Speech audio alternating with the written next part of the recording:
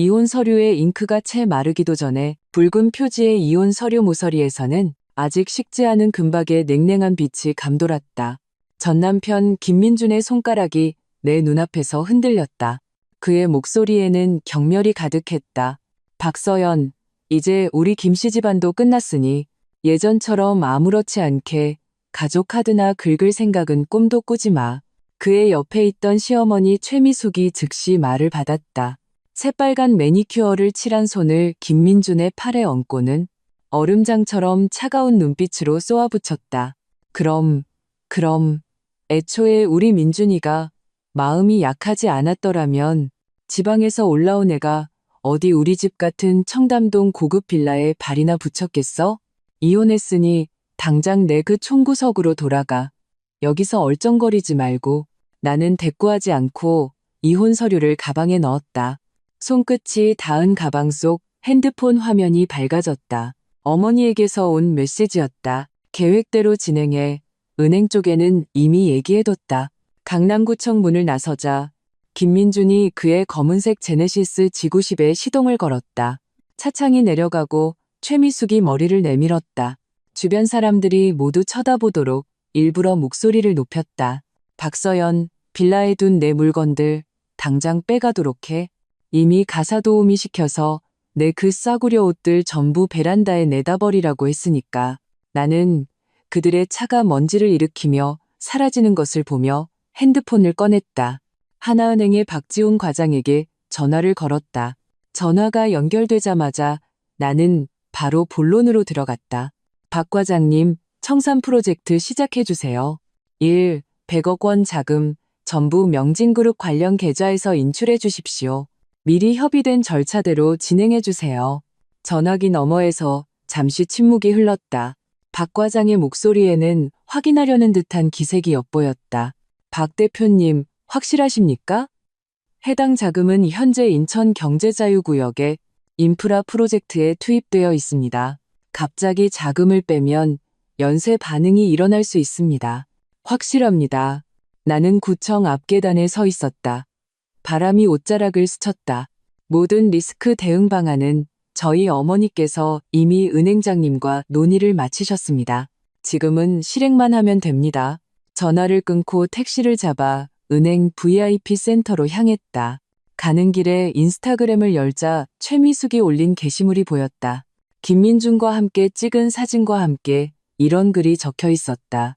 골칫덩어리 청산, 앞으로는 조용한 날들만. 아래에는 몇몇 친척들이 댓글을 달았다. 민준에게 새 사람을 소개해 주어야 하는 것 아니냐는 물음에 그녀는 이렇게 답했다.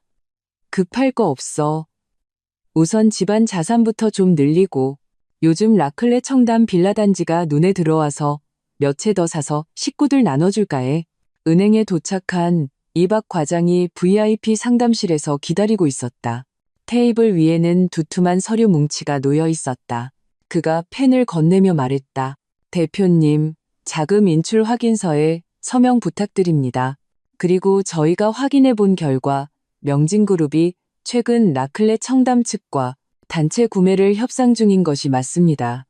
최미숙 여사님께서 어제도 친척 몇 분을 데리고 모델 하우스를 보고 가셨다고 합니다. 영업팀 말로는 한 번에 10채 이상 구매할 것처럼 아주 큰 소리를 치셨다고 합니다. 나는 펜을 받아 서류에 서명했다. 펜촉이 종이를 스치는 소리가 조용한 상담실 안에서 유난히 선명하게 들렸다. 박 과장님, 자금 회수 절차가 시작되면 서울 시내 자금 흐름을 주시해 주세요. 특히 최미숙 여사의 개인 계좌를요. 어떤 변동이든 즉시 제게 알려주세요. 박 과장이 고개를 끄덕이며 태블릿 PC를 꺼내 모니터링 화면을 띄웠다. 이건 저희 은행 내부 자금 모니터링 시스템입니다. 보시는 것처럼 현재일 100억 원은 아직 인천 프로젝트의 법인 계좌에 있지만 이체 대기 상태로 표시되어 있습니다.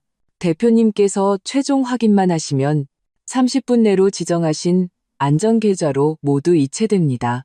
화면에서 깜빡이는 숫자를 보고 있자니 작년 김민준의 생일이 떠올랐다. 최미숙은 모든 친척 앞에서 이렇게 말했었다.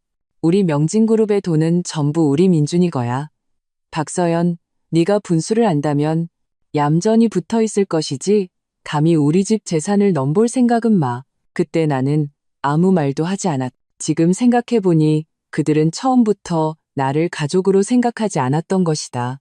박 과장이 갑자기 화면을 가리켰다. 대표님, 보십시오. 최미숙 여사 개인 계좌에서 방금 5억 원이 이체되었습니다. 조카 계좌로 송금되었고 내용은 주택 계약금입니다. 나는 눈썹을 살짝 올리고 어머니에게 메시지를 보냈다. 최미숙이 계약금 보내기 시작했어요. 라클레 청담 쪽 우리 사람한테 주시하라고 해주세요. 어머니에게서 금방 답장이 왔다. 걱정 마라. 영업팀 김대리가 우리 사람이니 실시간으로 보고할 거다. 모든 서류에 서명을 마치자 박 과장이 내게 확인증을 건넸다. 대표님, 자금 회수 절차가 시작되었습니다. 25분 후에 완료될 예정이며 완료되는 즉시 보고드리겠습니다. 나는 자리에서 일어나 재킷을 정리했다. 수고하셨습니다, 박 과장님. 이후 상황 변동 시 바로 연락주세요. 은행문을 나서자 햇살이 눈부셨다. 나는 하늘을 올려다보았다. 이것은 시작에 불과하다는 것을 잘 알고 있었다. 최미숙은 이혼 후 내가 빈털터리가 될 거라고 생각했겠지만 그녀와 김민준이 누리는 오늘의 삶이 모두 우리 어머니가 초기에 투자했던 100억 원 덕분이라는 사실은 꿈에도 몰랐을 것이다. 이제 우리 것을 되찾을 시간이었다. 길가에 막 섰을 때 핸드폰이 울렸다. 김대리가 보낸 메시지와 함께 사진 한 장이 첨부되어 있었다. 최미숙이 대여섯 명의 친척을 이끌고 라클레 청담 분양 홍보관에서 조감도를 둘러싸고 손가락질을 하고 있었다. 사진 속 최미숙은 화려한 보라색 투피스를 입고 루이비통 가방을 든 채 분양 소장에게 짜증을 내고 있었다. 이 조감도는 대체 뭐 이따위로 만들었어요? 내가 찜한 동들이 왜 제일 앞이 아니죠? 당장 위치 바꿔줘요. 안 그러면 계약 안 할 거야. 김대리는 음성 메시지도 보내왔다. 안에는 분양 소장의 목소리가 담겨 있었다. 최 여사님, 여사님께서 보신 동들은 이미 가장 좋은 위치입니다. 앞이 바로 중앙정원이라 한강뷰가 정말 좋습니다. 최미숙의 목소리가 즉시 높아졌다. 난 몰라요. 무조건 제일 앞으로 해줘요. 당신들이 못하면 지금 당장 가버릴 테니 사장 불러와요. 나는 메시지를 보며 입가에 냉소를 머금었다. 최미숙은 항상 저런 식이었다. 돈 몇 푼 있다고 기고만장했지만 그 돈이 곧 사라질 것이라는 사실은 알지 못했다. 그때 박 과장에게서 전화가 걸려왔다. 목소리가 다급했다. 대표님, 자금 회수 완료되었습니다. 100억 원 전액 안전계좌로 이체되었습니다. 그리고 최미숙 여사의 개인 계좌에 아까 이체된 5억 계약금을 제외하고도 80억 원의 유동 자금이 있는 것으로 확인되었습니다. 현재는 변동이 없습니다. 좋아요. 나는 핸드폰을 꽉 쥐었다. 손가락 마디가 하얗게 질렸다. 계속 주시해 주세요. 특히 오늘 카드 결제로 집을 사려고 할 때 움직임이 포착되는 즉시 제게 알려주세요. 전화를 끊고 택시를 잡아내 오피스텔로 돌아왔다. 오는 길에 김민준에게서 카카오톡 메시지가 왔다. 내용은 간단했다. 빌라에 둔 내 짐 당장 안 치우면 내가 사람 시켜서 버릴 줄 알아. 나는 그 메시지를 보자마자 그의 카톡을 차단하고 핸드폰을 무음으로 바꿨다. 오피스텔은 결혼 전에 내가 사둔 곳이었다. 크지는 않았지만 조용했다. 문으로 들어서서 이혼 서류를 현관 신발장 위에 올려두고 소파에 앉아 노트북을 켰다. 화면에는 어머니가 보낸 메일이 떠 있었다. 안에는 명진그룹의 최근 몇 년간의 재무제표와 최미숙이 공금을 횡령하여 자기 친정 식구들에게 집을 사준 증거들이 들어있었다. 어머니는 이미 이런 날이 올 것을 예견하고 3년 전부터 명진그룹의 증거를 수집해 오셨던 것이다. 나는 재무제표를 넘기며 키보드로 한 줄의 글자를 쳤다. 엄마, 최미숙이 오늘 라클레 청담에서 빌라 12채를 사려고 해요. 아마 오후에 계약하고 결제할 것 같아요. 어머니에게서 금방 답장이 왔다. 알겠다. 은행 쪽은 준비 끝났어. 그 여자가 카드 긁기만 해봐. 즉시 계좌 동결시킬 테니. 나는 소파에 기대 눈을 감았다. 김민준과 막 결혼했을 때 최미숙은 내게 그럭저럭 친절했다. 하지만 어머니가 명진그룹에 100억 원을 투자한 후부터 그녀의 태도는 점점 더 나빠졌다. 내가 김씨 집안 덕에 호강한다고 늘 생각하는 듯했다. 한 번은 가족 모임에서 모든 친척 앞에서 이렇게 말했다. 서연아, 넌 우리 민준이한테 잘해야 한다. 안 그러면 어느 날 우리 집에서 쫓겨나면 넌 빈털터리가 될 테니까. 그때는 참고 넘겼지만 지금 생각하면 정말 우스운 일이었다. 갑자기 핸드폰이 진동했다.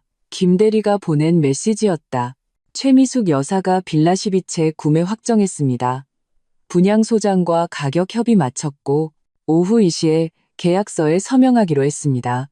변호사 데리고 온다고 모든 서류 준비해달라고 했답니다. 나는 시간을 확인했다. 지금은 1시 반, 30분 남았다. 나는 즉시 박 과장에게 메시지를 보냈다. 최미숙, 오후 2시 라클레 청담에서 계약 및 결제 예정. 계좌 주시하다가 이체나 카드 결제 움직임 포착 시 즉시 동결. 박 과장이 답했다. 알겠습니다, 대표님. 은행 감시팀에 이미 전달하여 대기 중입니다. 나는 일어나 창가로 걸어갔다. 아래로 보이는 차들의 행렬을 바라보았다. 오후 2시는 최미숙에게 악몽의 시작이 될 것임을 잘 알고 있었다. 그녀는 이혼 후 멋지게 빌라를 살 수 있을 거라 생각했겠지만 자신이 가진 돈이 이미 우리의 감시 아래 있다는 사실은 꿈에도 몰랐을 것이다. 이 일 100억 원은 어머니가 피땀 흘려 번 돈이다. 절대 그와 김민준이 거저 차지하게 둘 수는 없었다. 나는 오피스텔 소파에 앉아 핸드폰 화면을 가볍게 쓸어 넘겼다. 김대리가 보낸 실시간 위치 정보는 최미숙이 한 무리의 사람들을 이끌고 라클레 청담으로 향하고 있음을 보여주었다. 채팅방에는 막 찍은 사진 몇 장이 올라왔다. 검은색 고급 세단 세대가 빌라 단지 입구에 나란히 서 있었다. 최미숙은 그 보라색 투피스를 입고 맨 앞에서 걷고 있었고 그 뒤로 조카인 최민호와 시누이인 김민지가 그리고 평소 그녀를 따르던 몇몇 먼 친척들이 따르고 있었다. 하나같이 무슨 희귀한 보물이라도 사러 가는 듯 의기양양한 모습이었다. 김대리의 메시지가 연이어 도착했. 최 여사님, 그가 홍보관에서 일부러 최미숙을 이렇게 불렀다. 방금 차에서 친척들에게 이번에 빌라 12채를 사서 아들에게 3채, 조카에게 2채를 주고 나머지는 다른 친척들에게 나눠주겠다고 했답니다. 앞으로 다들 자기만 믿고 호의호식하게 해주겠다고 큰소리쳤어요. 나는 메시지를 보며 냉소했다. 최미숙은 아직 손에 넣지도 않은 빌라를 자신의 전리품인 양 여기고 있었다. 그것이 허상에 불과하다는 것도 모른 채 얼마 지나지 않아 김대리가 또 음성 메시지를 보내왔다. 배경이 시끄러웠고 최미숙의 목소리가 들렸다. 이 분양 홍보관은 대체 왜 이래요? 에어컨을 이렇게 약하게 틀어서 날 얼어 죽일 셈이에요? 당장 온도 높이고 우리 모두에게 최고급 차 한 잔씩 내와요. 나를 소홀히 대접하면 오늘 이 계약 엎어버릴 줄 알아요. 곧이어 분양소장이 아첨하는 목소리가 들렸다. 최 여사님, 노여움 푸십시오. 바로 온도 조절하고 차는 금방 준비하겠습니다. 나는 노트북을 켜 어머니 사무실의 CCTV 화면에 접속했다. 어머니는 책상에 앉아 서류를 처리하고 있었고 옆에 있던 비서가 서류를 들고 들어왔다. 이 대표님, 라클레 청담 쪽에서 연락 왔습니다. 최미숙이 분양 홍보관에 도착해서 분양소장과 빌라의 구체적인 위치를 확인하고 있다고 합니다. 각 빌라의 평면도를 전부 출력해달라고 하나하나 직접 고르겠다고 했답니다. 어머니는 고개를 끄덕였다. 알겠어요. 김대리에게 계속 주시하라고 전해요. 어떤 상황이든 즉시 보고하라고. 나는 책상 위 물컵을 들어 한 모금 마셨다. 지난번 최미숙과 라클레 청담에 갔던 장면이 떠올랐다. 작년 여름이었다. 그녀는 굳이 나를 끌고 빌라를 보러 가자고 했다. 김민준에게 줄 신혼집을 사야 한다면서. 결국 분양 홍보관에 도착하자 그녀는 분양 직원 앞에서 이렇게 말했다. 박서연, 이 빌라 좀 봐. 지금 우리가 사는 집이랑 비교하면 한참 멀었지? 너처럼 세상 물정 모르는 애들 눈욕이나 시켜줄 정도는 되겠네. 당시 나는 그녀와 다투지 않았다. 지금 생각해보니 그때부터 이미 그녀는 내 앞에서 과시하기 시작했던 것이다. 김대리의 메시지가 다시 떴다. 최미숙 여사가 조카 최민호와 싸우기 시작했습니다. 최민호가 중앙정원과 가까운 동을 원하는데 최미숙 여사는 그 동을 김민준에게 줘야 한다고 합니다. 둘이 얼굴이 붉어지도록 싸우고 있고 다른 친척들도 옆에서 최미숙 여사가 편해야 한다고 부추기고 있습니다. 나는 메시지를 보며 입꼬리를 올렸다. 정말 오합지졸들이군. 빌라를 손에 넣기도 전에 내분이라니. 얼마 지나지 않아 김대리가 동영상 하나를 보내왔다. 영상 속에서 최미숙은 최민호의 코를 가리키며 소리쳤다. 이 배은망덕한 놈. 내가 아니었으면 네가 오늘날 같은 날이 있었을 것 같아? 그 동은 무조건 민준이 거야. 한 번만 더 나한테 대들면 너한텐 한 푼도 안 줄 거야. 최민호는 고개를 숙인 채 얼굴이 굳어 있었지만 감히 반박하지 못했다. 다른 친척들이 그 모습을 보고 서둘러 중재에 나섰다. 아이고, 형님, 다 한 가족인데 화기애애하게 지내야죠. 뒤에 좋은 동들도 몇 개 더 있잖아요. 민호는 그거 고르라고 하면 되죠. 최미숙은 그제야 화를 누그러뜨리고 다른 동을 가리키며 말했다. 좋아, 저 동은 너가 줘. 한 번만 더 대들면 가만 안 둬. 분양소장이 그 틈을 타다가 왔다. 손에는 계약서 뭉치를 들고 있었다. 최 여사님, 빌라 위치는 모두 확인되셨습니다. 이건 매매 계약서입니다. 확인해 보시고 문제 없으시면 서명하시면 됩니다. 서명 후에는 바로 결제 절차를 진행할 수 있습니다. 최미숙은 계약서를 받아들고 대충 몇 장 넘겨본 뒤 옆에 있던 변호사에게 밀었다. 자네가 보고 문제 없으면 서명해. 변호사는 안경을 고쳤으며 계약서를 꼼꼼히 살피기 시작했다. 최미숙은 소파에 앉아 핸드폰을 꺼내 사진을 찍어 인스타그램에 올리기 시작했다. 오늘 기분 좋아서 식구들한테 빌라 몇 채 사줬어요. 라클레 청담. 이웃하고 싶은 사람 있나요? 나는 그녀의 인스타그램을 보았다. 아래에는 이미 많은 댓글이 달려 있었다. 전부 아부하는 말들이었다. 최미숙은 그것을 보며 흐뭇하게 웃었다. 그때 어머니에게서 전화가 걸려왔다. 서연아, 은행 쪽은 준비 끝났어. 최미숙이 카드 긁는 순간 바로 계좌 동결시킬 거야. 너희 쪽 상황은 어때? 나는 창가로 걸어가 바깥의 햇살을 보았다. 엄마, 최미숙이 변호사한테 계약서 검토하라고 했어요. 곧 서명하고 결제할 것 같아요. 김대리가 옆에서 지켜보고 있으니 상황 생기면 바로 알려줄 거예요. 어머니는 하고 대답했다. 그래, 긴장하지 말고 계획대로만 하면 돼. 그 여자 도망 못 가. 전화를 끊자 김대리에게서 메시지가 왔다. 변호사가 계약서 다 봤답니다. 문제없다고 하고 최미숙 여사가 지금 서명 중입니다. 서명 끝나면 바로 카드 결제할 준비를 하고 있어요. 분양소장이 이미 카드 단말기 가져왔습니다. 나는 즉시 박 과장에게 메시지를 보냈다. 박 과장님, 준비하세요. 최미숙이 곧 카드 결제합니다. 박 과장이 답했다. 알겠습니다, 대표님. 동결팀이 대기 중이며 언제든 계좌를 동결할 수 있습니다. 나는 핸드폰을 쥔 손에 힘을 주었다. 손바닥에 살짝 땀이 났다. 이미 준비는 다 했지만 그래도 조금 긴장되었다. 얼마 지나지 않아 김대리가 실시간 음성 메시지를 보내왔다. 안에는 최미숙의 목소리가 담겨 있었다. 단말기 이리 줘요. 내가 긁을게. 그리고 분양소장의 목소리가 들렸다. 네, 최 여사님, 이 카드로 하시겠습니까? 최미숙이 응이라고 대답했고 이어서 카드 긁는 소리가 들렸다.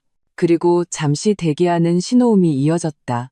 갑자기 음성 메시지에서 분양소장의 목소리가 들렸다. 약간 당황한 기색이었다. 최 여사님, 이 단말기가 왜 거래 실패라고 뜨죠? 혹시 카드에 문제가 있는 걸까요? 최미숙의 목소리가 즉시 짜증스럽게 변했다. 그럴 리가. 다시 한번 긁어봐요. 다시 카드 긁는 소리가 들렸지만 결과는 여전히 거래 실패였다. 최미숙의 목소리가 순식간에 높아졌다. 대체 어떻게 된 거야? 당신네 단말기가 고장난 거 아니에요? 당장 다른 걸로 바꿔와요. 분양소장이 서둘러 말했다. 네, 최 여사님. 바로 바꿔오겠습니다. 나는 메시지를 보며 은행 쪽에서 이미 행동을 개시했음을 직감했다. 그때 박 과장에게서 전화가 걸려왔다. 대표님, 최미숙 여사의 2번의 카드 결제를 모두 차단했습니다. 그리고 계획대로 그녀의 개인 계좌와 명진그룹의 관련 계좌 몇 개를 동결했습니다. 현재 동결된 자금 총액은 약 85억 원입니다. No. 나는 안도의 한숨을 내쉬었다. 좋아요, 박 과장님. 잘하셨어요. 계속 주시해 주시고 어떤 상황이든 즉시 알려주세요. 전화를 끊고 김대리에게 메시지를 보냈다. 상황은 어때요? 최미숙 쪽 반응은요? 김대리가 금방 답했다. 최미숙 여사 엄청 화났어요. 분양소장한테 한바탕 욕을 퍼붓고 자기들을 일부러 곤란하게 만든다고 난리입니다. 은행에 전화해서 어떻게 된 건지 물어보겠다고 하네요. 지금 전화하고 있는데 얼굴이 말이 아니에요. 나는 소파에 기대며 속으로 냉소했다. 최미숙, 이제 시작일 뿐이야. 네가 우리에게 진 빚은 이게 다가 아니지. 얼마 지나지 않아 김대리가 메시지를 보내왔다. 최미숙 여사가 은행에 전화했는데 아무도 안 받는데요. 더 화가 나서 핸드폰을 소파에 던져버리고 은행에 직접 찾아가서 따지겠다고 합니다. 친척들도 불안해하며 무슨 일이냐고, 자금에 문제가 생긴 거냐고 묻고 있어요. 최미숙 여사는 괜찮다고 쓸데없는 생각하지 말라고 했지만 정작 자기 얼굴은 점점 하얗게 질려가고 있어요. 나는 메시지를 보며 최미숙이 이미 불안해하기 시작했음을 알았다. 그녀는 아마도 빌라를 사는 와중에 자금이 동결될 것이라고는 상상도 못했을 것이다. 그때 어머니에게서 메시지가 왔다. 서연아, 잘했다.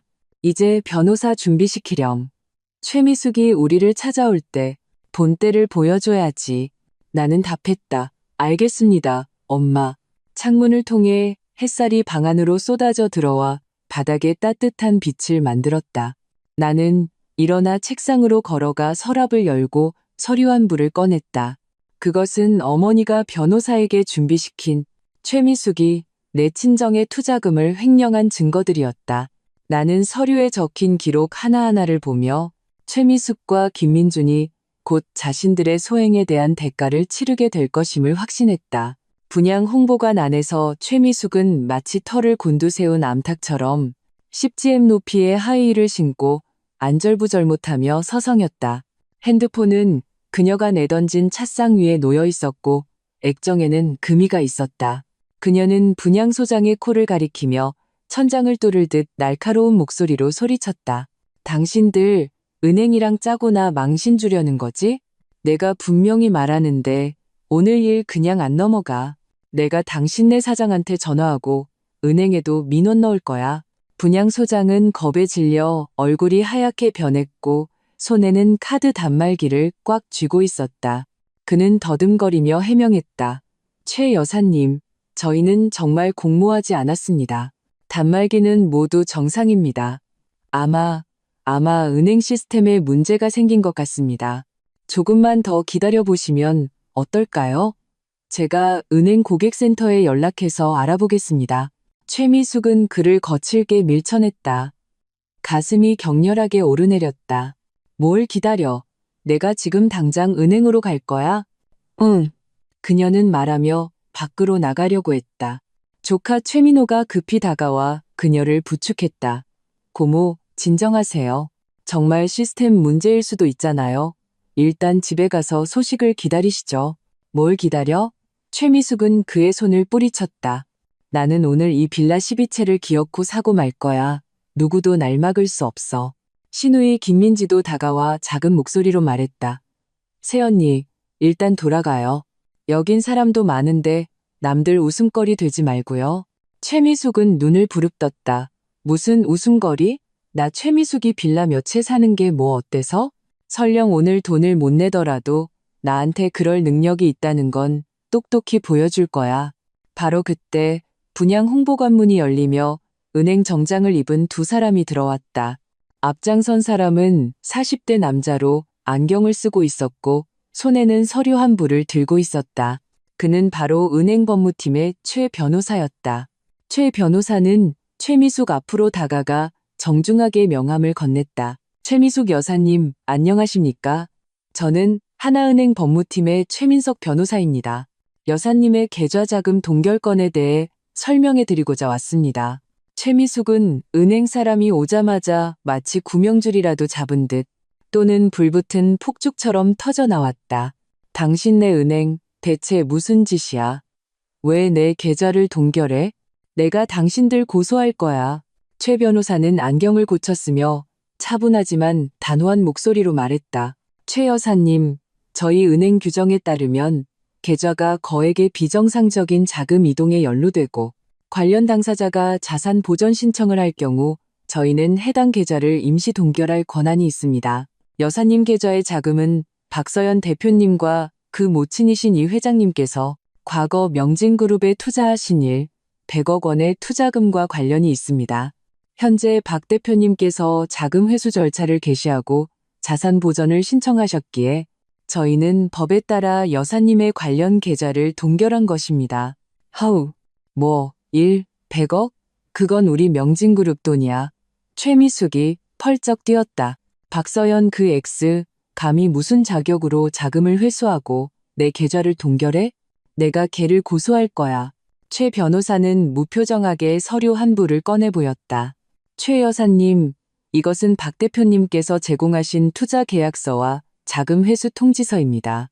여기에는 여사님의 남편 되시는 김민준 사장님의 서명과 명진그룹의 법인 인감이 찍혀 있습니다. 법적 효력이 있는 서류입니다. 동결 조치에 이의가 있으시다면 법적 절차를 통해 해결하실 수 있습니다. 하지만 그 전까지는 계좌는 계속 동결 상태로 유지될 것입니다.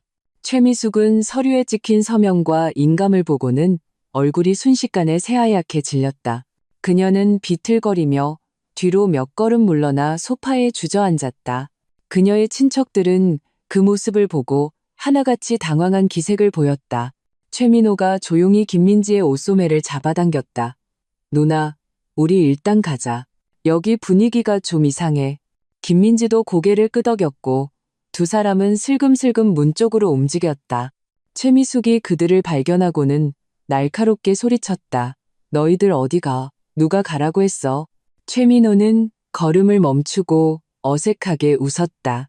아, 고모. 제가 급한 일이 좀 있어서요. 먼저 가보겠습니다. 나중에 연락드릴게요. 그는 최미숙의 반응은 아랑곳하지 않고 김민지를 끌고 뛰쳐나갔다. 다른 친척들도 펀펀히 핑계를 대며 자리를 떴다. 집에 애가 밥 기다려서요. 저 회사에 회의가 있어서요. 순식간에 분양 홍보관에는 최미숙과 그녀의 변호사, 그리고 은행과 분양 홍보관 사람들만 남았다. 최미숙은 텅 빈 홍보관을 둘러보고 최 변호사 손에 들린 서류를 보더니 갑자기 으앙 하고 울음을 터뜨렸다. 그녀는 허벅지를 치며 생떼를 썼다. 사람을 이렇게 무시하다니. 박서영 그 X, 제대로 사는 꼴 못 볼 거야. 내가 끝까지 물고 늘어질 거야. 최 변호사는 눈살을 찌푸리며 분양 소장에게 말했다. 소장님, 최 여사님의 주택 구매건은 결제가 불가능해졌으므로 계약에 따라 계약금은 반환되지 않습니다. 후속 조치는 변호사와 상의하시기 바랍니다. 그는 이어서 최미숙의 변호사를 보며 말했다. 변호사님, 동결 조치에 이의가 있으시면 저희 은행 법무팀으로 연락 주십시오. 법에 따라 처리하겠습니다. 말을 마친 최 변호사는 직원을 데리고 자리를 떴다. 분양 소장이 최미숙에게 다가가 조심스럽게 말했다. 최 여사님, 그럼 이 매매 계약서는? 최미숙은 벌떡 고개를 들었다. 눈이 퉁퉁 부어 있었다. 그녀는 소장을 가리키며 소리쳤다. 꺼져. 다들 꺼져. 분양 소장은 겁에 질려 황급히 옆으로 물러났다. 그리고 그 시각 나는 어머니 사무실의 CCTV 화면 앞에서 이 모든 것을 지켜보고 있었다. 어머니가 차 한 잔을 들고 와 내게 건넸다. 어떠니? 속이 좀 시원해? 나는 찻잔을 받아 한 모금 마셨다. 따뜻한 차가 목을 타고 넘어가자 마음속 응어리가 조금 풀렸다. 시원해요. 근데 저렇게까지 생떼를 부릴 줄은 몰랐네요. 어머니가 웃었다. 최미숙은 원래 저래 순탄하게만 살아와서 조금만 좌절을 겪으면 본색이 드러나는 거지. 참, 아까 박 과장한테 전화 왔는데 최미숙 개인 계좌뿐만 아니라 명진그룹의 주요 법인 계좌 몇 개도 동결됐다고 하더구나. 김민준도 지금쯤 머리가 터질 지경일 거야. 나는 고개를 끄덕이고 핸드폰을 꺼내 내 개인 변호사인 임 변호사에게 메시지를 보냈다. 임 변호사님, 최미숙 쪽 자금 동결됐습니다. 준비해주세요. 내일 명진그룹으로 가서 김민준과 후속 배상 문제를 논의할 겁니다. 임 변호사가 금방 답했다. 네, 대표님. 모든 증거는 정리해두었습니다. 언제든 출발할 수 있습니다. 바로 그때 내 핸드폰이 울렸다. 김민준에게서 온 전화였다. 나는 잠시 망설이다가 전화를 받았. 전화기 너머로 김민준의 격앙된 목소리가 들려왔다. 박서연, 너 미쳤어? 왜 우리 엄마 계좌를 동결시켜? 회사 계좌까지. 지금 회사 프로젝트 다 멈췄어. 당장 은행에 전화해서 동결 풀어. 나는 냉소했다. 김민준, 우리 엄마가 100억 원 투자할 때 당신들 뭐라고 했지? 회사 잘 경영해서 합당한 수익을 돌려주겠다고 했잖아. 근데 결과는 당신들은 그 돈으로 고급 차량 호화 주택 사고 심지어 공금을 횡령해서 당신네 친척들 집까지 사줬지. 내가 지금 자금을 회수하고 계좌를 동결하는 게 이상한 일이야? 그건 우리 회사 돈이야. 너랑은 상관없어. 김민준이 소리쳤다. 나랑 상관없다고? 나는 목소리를 높였다. 투자 계약서에 분명히 명시되어 있어. 우리 엄마가 최대 주주고 자금을 회수할 권리가 있다고. 그리고 혼인 중 부부 공동재산을 빼돌린 건에 대해서는 아직 당신과 계산도 안 끝났어.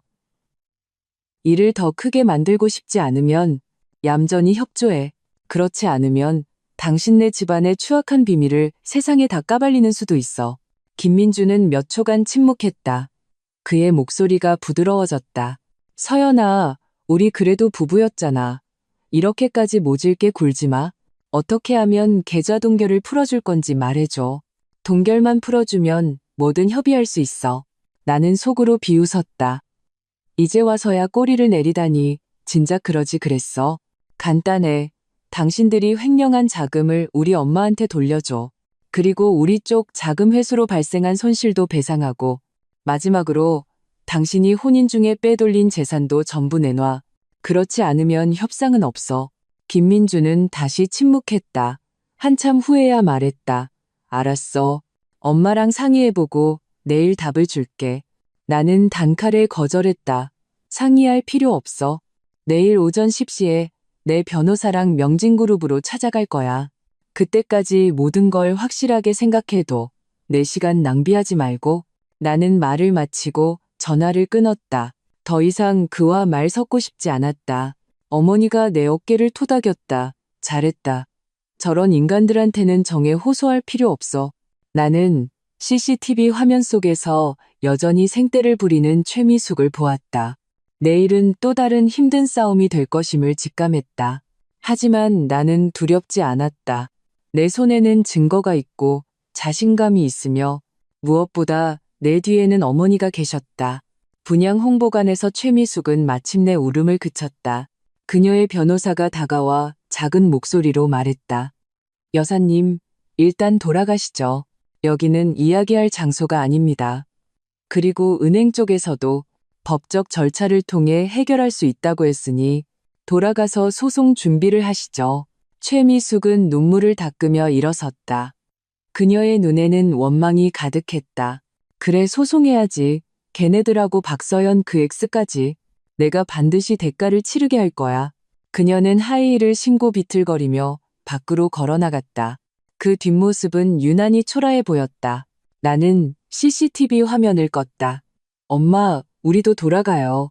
내일 명진그룹에 가야 하잖아요. 어머니는 고개를 끄덕였다. 우리는 함께 사무실을 나섰다. 바깥은 이미 어두워져 있었다. 화려한 네온 사인이 켜지고 도시의 야경은 유난히 아름다웠다. 나는 창밖의 불빛을 보며 마음속으로 다짐했다. 반드시 최미숙과 김민준이 자신들의 소행에 대한 응당한 대가를 치르게 하리라고. 우리 집안 사람들이 만만치 않다는 것을 똑똑히 보여주리라고. 다음 날 오전 9시 50분, 나와 임 변호사는 명진그룹 사옥 로비에 서 있었다.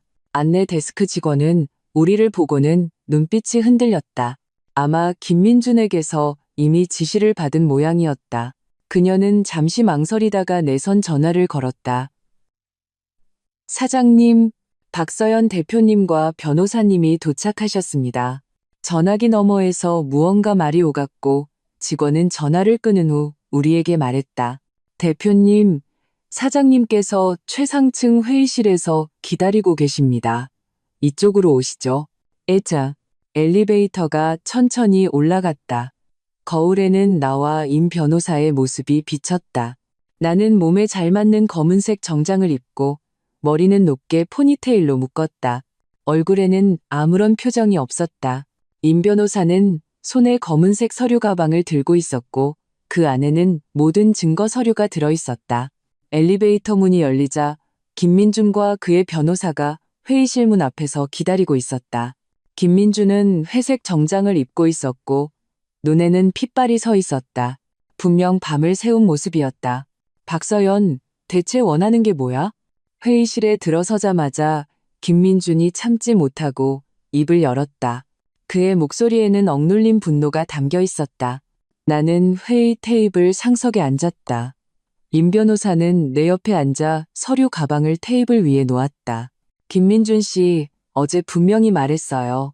횡령한 투자금 100억 원을 우리 엄마한테 돌려주고 자금 회수로 인한 손실 50억 원을 배상하세요.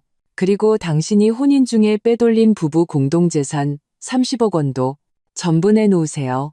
김민준의 변호사가 즉시 입을 열었다. 박 대표님, 그 요구는 너무 과합니다. 100억 원은 명진그룹에 투입된 투자금입니다. 현재 회사는 프로젝트의 중요한 시점에 있습니다. 자금 회수만으로도 회사에 막대한 손실을 입혔는데 배상까지 요구하는 것은 불합리합니다. 그리고 소위 혼인 중 재산 빼돌리기라는 것은 모두 김 사장님의 개인적인 합법적 소득으로 빼돌린 사실 자체가 없습니다. 임 변호사가 냉소하며 서류 가방을 열었다. 그는 서류 한 뭉치를 꺼내 테이블 위에 던졌다. 이 변호사님 똑똑히 보시죠. 이것은 명진그룹의 최근 몇 년간의 재무제표입니다. 여기에는 최미숙 여사께서 회사 계좌에서 80억 원을 횡령하여 조카 최민호에게 집과 차를 사주고 50억 원을 친정 남동생의 사업 자금으로 지원한 내역이 분명히 기록되어 있습니다. 이것들은 모두 제 의뢰인 어머니의 투자금으로 지불된 것입니다. 그리고 이것은 김민준 씨가 혼인 중에 몰래 내연녀에게 사준 아파트와 고급차의 이체 기록입니다. 총 30억 원입니다. 이것들이 혼인 중 재산 빼돌리기가 아닙니까? 김민준의 얼굴이 순식간에 새하얗게 질렸다. 그의 변호사는 서류를 집어들고 넘겨보았는데 손이 떨리고 있었다. 김민준이 벌떡 일어나 나를 가리켰다. 박서연, 너 날 뒷조사했어? 나는 의자의 등을 기댄 채 양팔을 가슴 앞에서 꼈다. 뒷조사? 당신들이 너무 지나치게 굴지 않았더라면 내가 그럴 필요가 있었을까요? 우리 엄마가 돈을 투자할 때는 당신들이 회사를 잘 경영할 거라고 믿었기 때문이에요. 근데 결과는요? 당신들은 우리 돈으로 사리사욕을 채우고 밖에서는 내연녀나 키우고 정말 우리 집안이 만만해 보였나 보죠? 바로 그때 회의실 문이 열리고 최미숙이 들어왔다. 그녀는 검은색 원피스를 입고 있었고 짙은 화장으로 초췌한 모습을 감추려 애쓰고 있었다. 박서연, 이 나쁜 년, 여기서 헛소리 짓거리지 마. 그 돈은 다 우리 명진그룹이 번 돈이야. 너희 집안이랑은 상관없어. 나는 그녀를 보며 핸드폰을 꺼내 녹음 파일을 재생했다. 안에는 최미숙과 그녀의 남동생이 나누는 대화가 담겨 있었다. 동생, 걱정 마. 누나가 회사에서 50억 빼서 넣어줬잖아. 이 돈박씨 집안에서 투자한 돈이니까 갚을 필요 없어. 마음대로 써. 최미숙은 녹음을 듣고는 얼굴이 순식간에 새하얗게 질렸다. 그녀는 비틀거리며 한 걸음 물러섰다. 네가 어떻게 이 녹음을 모르게 하려면 아예 하지를 말았어야죠. 나는 녹음을 껐다. 최미숙 여사님, 이 증거들은 제가 이미 은행과 국세청에 제출했습니다. 만약 협조하지 않으시면 모든 돈을 돌려줘야 할 뿐만 아니라 감옥살이도 각오하셔야 할 겁니다. 김민준과 최미숙은 서로를 바라보았다. 서로의 눈에서 공포를 읽었다. 김민준의 변호사가 그에게 작은 목소리로 말했다. 사장님, 상황이 매우 불리합니다. 이 증거들은 모두 매우 유력합니다. 법정까지 가게 되면 우리가 무조건 집니다. 김민준은 힘없이 의자에 다시 주저앉았다. 그는 머리를 쥐어뜯었다. 하지만 100억 원은 너무 많아. 회사에 지금 당장 그만한 돈이 없어. 돈이 없다고요? 나는 눈썹을 치켜떴다. 그런데 어제는 빌라 12채를 살 생각은 하셨네요. 제가 알기로 최미숙 여사님의 개인 계좌에는 아직 80억 원이 있고 명진그룹의 계좌는 동결되었지만 아직 동결되지 않은 해외 계좌가 몇 개 있죠? 그 안에도 꽤 많은 돈이 있을 텐데요. 최미숙의 눈이 동그래졌다. 네가 우리가 해외 계좌가 있는 걸 어떻게 알아? 내가 어떻게 아는지는 중요하지 않아요. 중요한 건 당신들이 돈을 내놓거나 아니면 감옥에 갈 준비를 하거나 둘 중 하나라는 거죠. 나는 일어섰다. 3일의 시간을 드리죠. 3일 후에도 돈을 내놓지 않으면 바로 소송을 제기할 겁니다. 말을 마치고 나와 임 변호사는 뒤돌아섰다. 회의실에 망연자실한 김민준과 최미숙을 남겨두고 명진그룹 사옥을 나오자 임 변호사가 내게 말했다. 대표님, 그들은 분명 돈을 마련할 방법을 찾을 겁니다. 하지만 해외 계좌에 돈을 빼돌리는 등 다른 꼼수를 쓸까 걱정됩니다. 나는 고개를 끄덕였다. 이미 박 과장님께 그들의 해외 계좌를 주시하라고 했습니다. 어떤 변동이든 즉시 동결시킬 겁니다. 그리고 소장 하나 더 준비해 주세요. 3일 후에도 돈을 갚지 않으면 바로 소송을 제기할 겁니다. 회사로 돌아오자 어머니가 사무실에서 나를 기다리고 있었다. 내가 돌아온 것을 보고는 일어서셨다. 어떻게 됐어? 협상은 순조로웠니? 나는 회의 상황을 어머니께 말씀드렸다. 어머니는 고개를 끄덕였다. 잘했다. 하지만 방심하면 안 돼. 김민준과 최미숙은 그렇게 쉽게 포기할 사람들이 아니야. 분명 시간을 끌 방법을 찾을 거다. 아니나 다를까. 그날 오후 나는 아파트 경비실에서 전화를 받았다. 김민준이 아파트 입구에서 소란을 피우며 나를 만나게 해달라고 한다는 것이었다. 나는 경비원에게 그를 막으라고 한 뒤 김민준에게 전화를 걸었다. 김민준 씨, 또 무슨 짓이에요? 전화기 너머로 김민준의 취기 어린 목소리가 들려왔다. 서연아, 나와서 나 좀 만나줘. 우리 다시 얘기 좀 하자. 내가 잘못했어. 우리 재결합하면 안 될까? 앞으로는 정말 너한테 잘할게.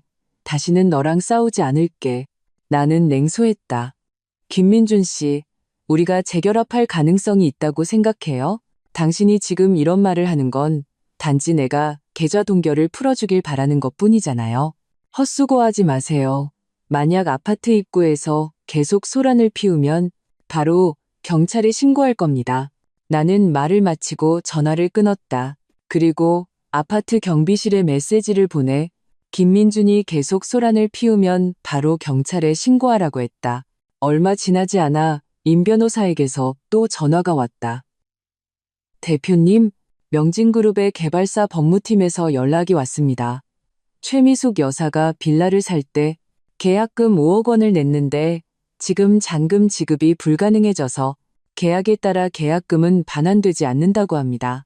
그리고 최미숙 여사의 계약 위반 책임을 물어 20억 원의 위약금을 청구하겠다고 합니다. 나는 웃었다. 좋아요. 마음대로 하라고 하세요. 최미숙 여사가 자초한 일이니까요. 밤에 나는 오피스텔 침대에 누워 뒤척이며 잠을 이루지 못했다. 머릿속에는 며칠간 일어난 일들이 맴돌았다. 이혼에서 자금 회수, 그리고 계좌 동결까지 한 걸음 한 걸음이 힘들었지만 속이 시원했다. 앞으로 더 힘든 일이 기다리고 있다는 것을 알았다. 하지만 나는 물러서지 않을 것이다. 나 자신을 위해서, 그리고 어머니를 위해서 반드시 김민준과 최미숙이 응당한 대가를 치르게 할 것이다. 다음 날 아침 나는 최미숙에게서 문자를 받았다. 내용은 간단했다. 서연아, 우리 얘기 좀 하자. 내 요구에 동의할게. 하지만 며칠만 더 시간을 줄 수 없을까? 돈을 마련할 시간이 필요해. 나는 답장했다. 좋아요. 5일의 시간을 드리죠. 5일 후에 모든 돈이 입금되는 것을 확인해야 합니다. 그렇지 않으면 법정에서 봅시다.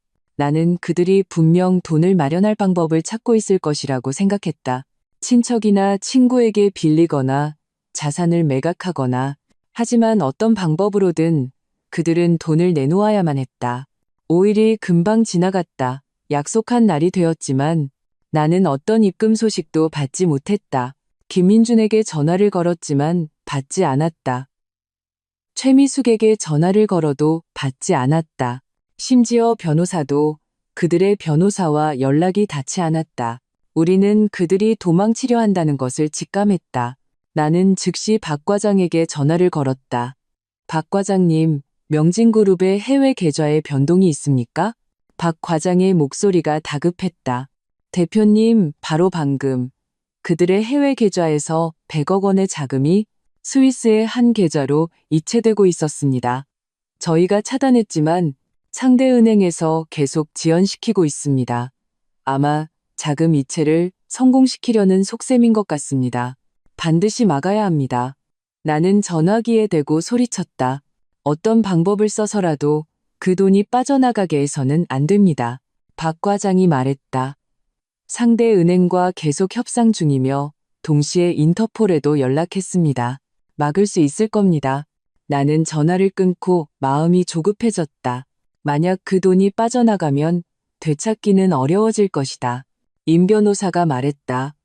대표님, 지금 바로 명진그룹으로 가보죠. 그들이 대체 무슨 속셈인지 알아봐야 합니다. 아우. 우리는 즉시 차를 몰아 명진그룹으로 향했다. 사옥 아래에 도착하니 많은 직원들이 밖으로 나오고 있었다. 입으로는 웅성거렸다. 회사 부도난데 사장도 도망갔다던데. 진짜? 그럼 우리 월급은 어떻게? 나는 심장이 쿵 내려앉았다. 서둘러 사옥 안으로 뛰어들어갔다. 엘리베이터는 이미 멈춰 있었고 우리는 계단을 통해 최상층까지 올라가야 했다. 최상층 사무실은 텅 비어 있었다. 김민준과 최미숙은 이미 사라진 뒤였다. 나는 텅 빈 사무실을 보며 분하고 조급한 마음이 들었다. 임 변호사가 말했다. 대표님, 진정하세요. 이미 경찰에 신고했습니다. 경찰이 전력을 다해 그들을 추적할 겁니다. 그리고 그들의 해외 계좌 자금도 차단되었으니 멀리 도망가지 못할 겁니다. 나는 고개를 끄덕이고 핸드폰을 꺼내 어머니께 전화를 걸어 상황을 설명했다. 어머니는 나에게 진정하라고 하셨다. 모든 인맥을 동원해 사람 찾는 것을 돕겠다고 하셨다. 바로 그때 내 핸드폰이 울렸다. 모르는 번호였다. 나는 잠시 망설이다가 전화를 받았다. 전화기 너머로 쉬어빠진 목소리가 들려왔다. 박서연, 날 더 이상 몰아붙이지 마. 한 번만 더 날 몰아붙이면 나도 가만히 있지 않을 거야. 다 같이 죽는 거야. 김민준의 목소리였다. 나는 냉소했다. 김민준 씨, 당신이 도망칠 수 있을 거라고 생각해요? 당신의 해외 계좌 자금은 차단됐고 당신은 지금 무일푼이에요. 설령 도망친다 해도 제대로 살 수 없을걸요. 분수를 안다면 당장 돌아와서 돈을 갚고 선처를 구하세요. 김민준은 몇 초간 침묵하더니 전화를 끊었다. 나는 그가 이제 막다른 골목에 몰렸다는 것을 알았다. 아마 곧 모습을 드러낼 것이다. 나와 임 변호사는 명진그룹 회의실에 앉아 경찰의 소식을 기다렸다. 얼마 지나지 않아 경찰에게서 전화가 왔다. 인천국제공항에서 김민준과 최미숙을 체포했다고 했다. 그들은 비행기를 타고 해외로 도피하려던 참이었다. 나는 안도의 한숨을 내쉬었다. 마음속의 돌덩이가 드디어 내려앉았다. 임 변호사가 말했다. 대표님, 잘 됐습니다. 그들이 체포되었으니 이제 법원에 맡기면 됩니다. 나는 고개를 끄덕이고 일어섰다. 경찰서로 한번 가보죠. 경찰서에서 나왔을 때 석양이 하늘을 주황빛으로 물들이고 있었다. 김민준과 최미숙이 경찰에 의해 끌려갈 때 최미숙은 유리창 너머로 나를 향해 미친 듯이 소리쳤고 손톱으로 차창을 긁어대는 소름 끼치는 소리를 냈다. 반면 김민준은 고개를 숙인 채 얼굴에는 패배감만이 가득했다. 예전의 오만함은 찾아볼 수 없었다. 임 변호사는 진술서를 정리하며 내게 말했다. 경찰은 업무상 횡령 및 자금 유용 혐의로 입건하여 수사할 것입니다. 이제부터는 사법 절차를 밟게 될 겁니다. 내가 막 차에 탔을 때 어머니에게서 전화가 왔다. 서연아, 방금 최미숙이 나한테 연락했어. 나를 한번 만나고 싶다고, 선처를 구하고 싶다고 하더구나. 나는 핸들을 쥔 손에 힘을 주었다. 엄마, 만나지 마세요. 그 여자는 지금 감정에 호소하려는 것뿐이에요. 소용없어요.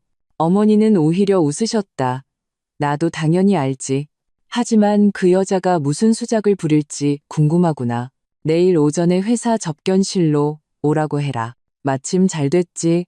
이번 기회에 확실히 정리해야 할 것들이 있으니. 전화를 끊고 나는 창밖으로 빠르게 지나가는 거리 풍경을 보았다. 3년 전 최미숙과 함께 처음으로 어머니 회사에 갔던 날이 떠올랐다. 그때 그녀는 상냥한 척하며 어머니의 손을 잡고 이렇게 말했다. 회장님, 걱정 마세요. 제가 서연이를 친딸처럼 여기고 절대 조금의 서러움도 받지 않게 하겠습니다. 지금 생각하니 그 말들이 얼마나 위선적이었는지 모른다. 다음 날 오전 10시 최미숙은 약속대로 어머니 회사 접견실에 나타났다. 그녀에게서는 예전의 화려함은 찾아볼 수 없었다. 물 빠진 파란색 원피스를 입고 있었고 머리는 헝클어져 있었으며 눈은 퉁퉁 부어 있었다. 분명 울었던 모양이었다. 어머니가 들어오는 것을 보자 그녀는 즉시 달려들어 어머니의 다리를 붙잡으려 했지만 어머니 곁에 비서에게 제지당했다. 회장님, 제가 잘못했어요. 제가 정말 잘못했어요. 최미숙은 바닥에 무릎을 꿇고 애절하게 울었다. 부디 너그러이 용서해 주시고 저와 민준이를 살려주세요. 다시는 그러지 않겠습니다.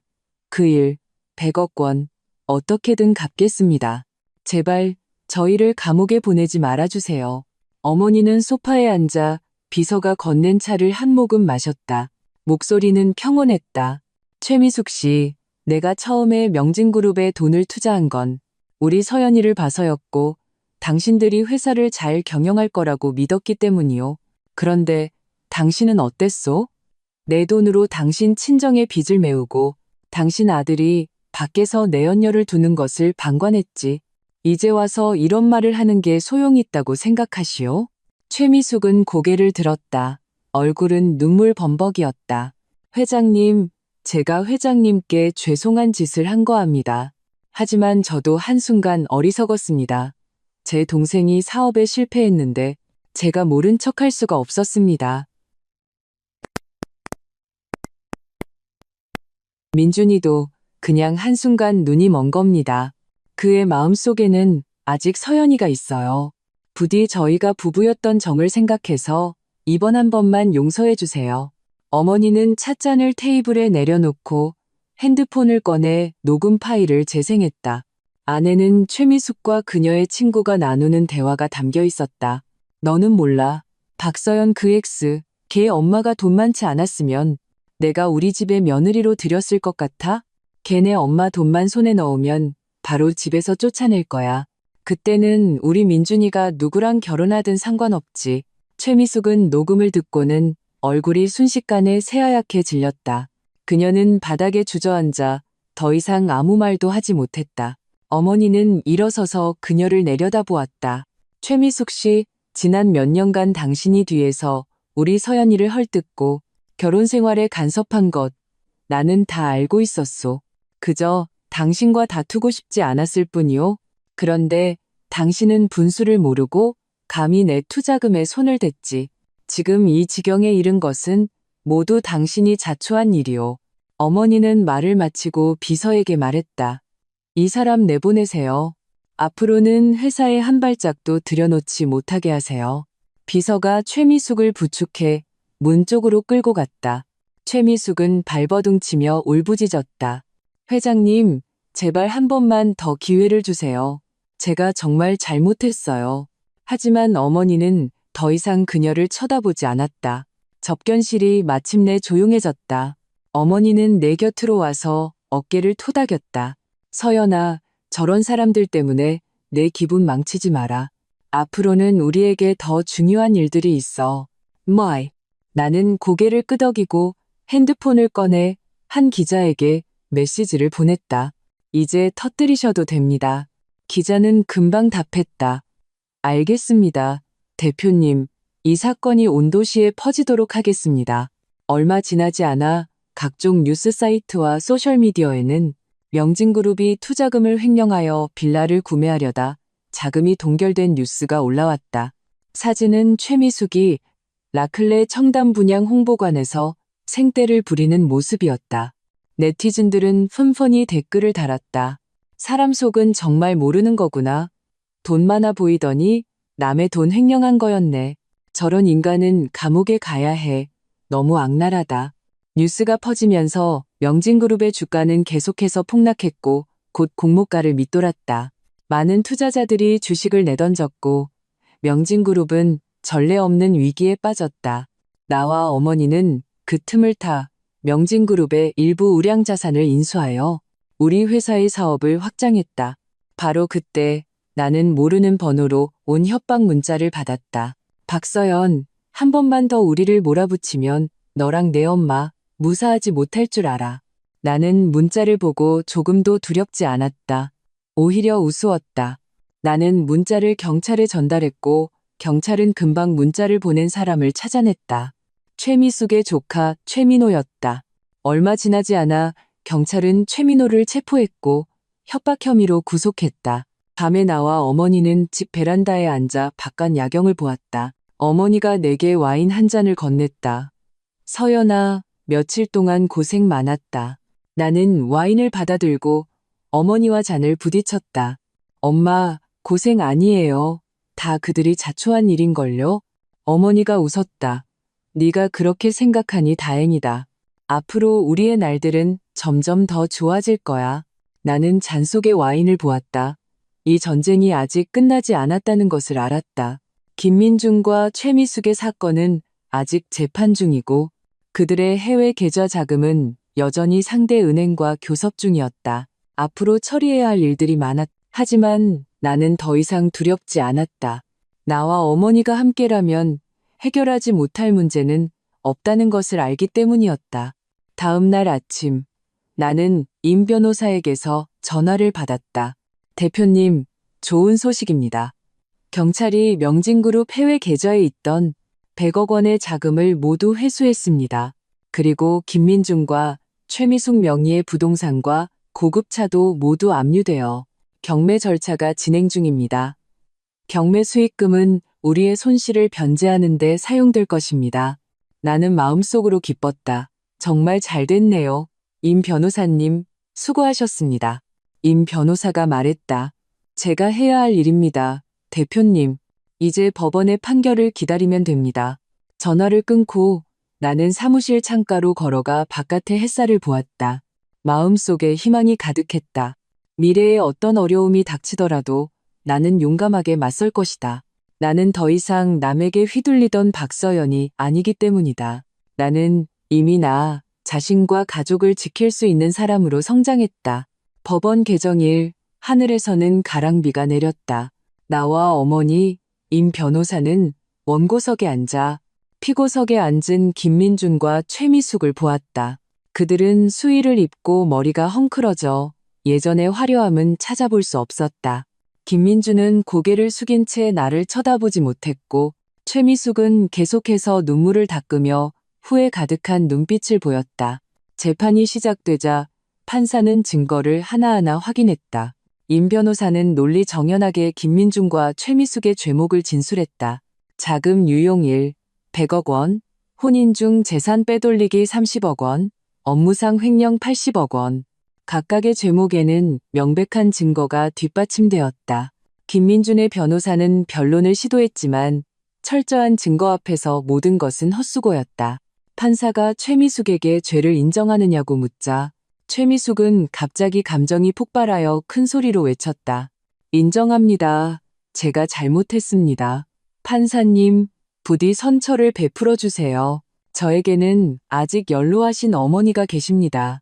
판사는 법봉을 두드리며 그녀에게 조용히 하라고 지시했다. 피고인, 법정 질서를 지켜주십시오.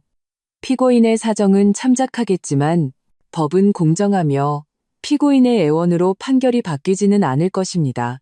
재판은 하루 종일 계속되어 오후 6시가 되어서야 끝났다. 판사는 휴정을 선언하고 추후 선고 기일을 정하겠다고 했다. 법원을 나왔을 때 비는 이미 그쳐 있었다. 석양이 구름 사이로 비쳐 아름다운 무지개를 만들었다. 최미숙이 법무관에게 끌려 내 옆을 지나갈 때 갑자기 걸음을 멈췄다. 그녀는 쉰 목소리로 말했다. 서연아, 내가 미안했다. 앞으로 우리 민준이 좀 잘 부탁한다. 나는 그녀를 쳐다보지 않고 그저 앞으로 걸어갔다. 어떤 상처는 일단 생기면 다시는 돌이킬 수 없는 법이다. 일주일 후 법원의 판결문이 나왔다. 김민준은 자금 유용죄, 업무상 횡령죄, 혼인 중 재산 빼돌리기죄 등 여러 죄목이 병합되어 징역 15년과 벌금 500억 원을 선고받았다. 최미숙은 자금 유용죄, 업무상 횡령죄로 징역 10년과 벌금 300억 원을 선고받았다. 두 사람 명의의 모든 자산, 즉 부동산, 고급차, 예금 등은 모두 경매에 붙여져 그 수익금은 우리 어머니의 투자금과 손실을 변제하는 데 사용되었다. 판결문을 받은 날, 나와 어머니는 축하하지 않았다. 그저 조용히 사무실에서 차 한 잔을 마셨다. 어머니는 창밖을 보며 조용히 말씀하셨다. 서연아, 이 싸움은 우리가 이겼다. 하지만 잊지 말아야 해. 사업은 신의를 지켜야 하고 사람은 양심을 지켜야 한다는 것을. 그렇지 않으면 언젠가는 대가를 치르게 될 거야. 나는 고개를 끄덕이고 판결문을 서랍에 넣었다. 이것은 단지 승리의 증거일 뿐만 아니라 경고이기도 했다. 명진그룹은 채무를 상환할 능력이 없어 결국 파산 절차에 들어갔다. 나와 어머니의 회사는 그 틈을 타 명진그룹의 몇몇 우량 프로젝트를 인수했다. 그 중에는 신재생 에너지 프로젝트와 부동산 개발 프로젝트도 있었다. 이 프로젝트들을 성공시키기 위해 나는 새로운 사업팀을 꾸렸고 매일 정신없이 바빴다. 한 번은 경쟁사가 우리 회사가 명진그룹의 프로젝트를 인수한 것이 그들의 자산을 삼키기 위한 것이라는 악성 루머를 퍼뜨려 프로젝트 자금 조달에 어려움을 겪기도 했다. 나는 당황하지 않고 기자회견을 열어 프로젝트의 상세 계획과 자금 출처를 공개했다. 사실로 루머를 잠재웠고 결국 성공적으로 자금을 조달했다. 파산 관제인 사무실에서 김민준과 최미숙의 친척들은 서로 책임을 떠넘기며 시끄럽게 다투고 있었다. 최민호의 어머니는 울면서 말했다. 다 미숙이 때문이야. 걔가 공금을 횡령하지 않았더라면 우리 민호가 감옥에 갈 일도 없었을 텐데? 김민지는 말했다. 탓하려면 민준이를 탓해야지. 걔가 회사를 잘 경영했더라면 이 지경까지 오지도 않았을 거야. 나는 그들의 추악한 모습을 보며 마음속에 아무런 감흥도 없었다.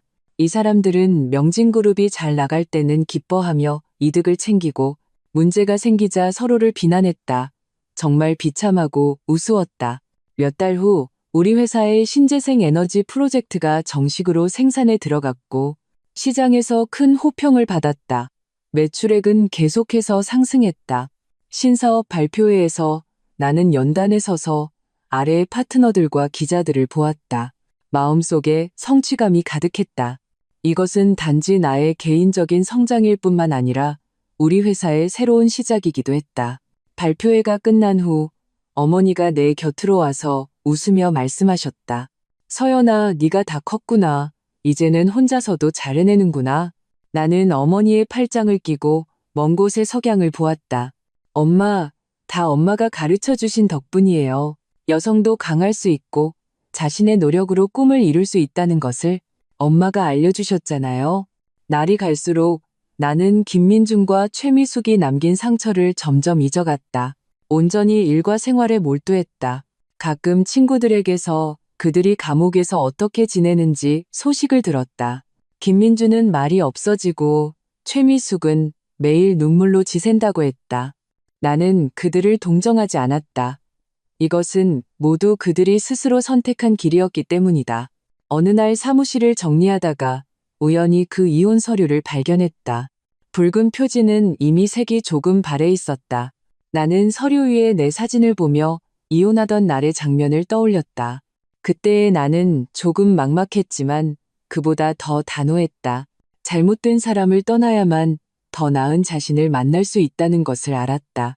나는 이혼 서류를 서랍에 넣고 핸드폰을 들어 어머니께 전화를 걸었다. 엄마, 저녁에 우리 샤브샤브 먹으러 가요. 우리 신재생 에너지 프로젝트 매출액 100억 돌파한 거 축하해요. 어머니는 전화기 너머에서 웃으며 말씀하셨다. 좋지. 마침 나도 네가 말한 그 샤브샤브 집 가보고 싶었는데. 전화를 끊고 나는 일어서서 창가로 걸어갔다. 밖에 분주한 거리를 보았다. 햇살이 내 몸에 쏟아져 따뜻하고 밝았다. 미래에 더 많은 도전이 기다리고 있다는 것을 알았다.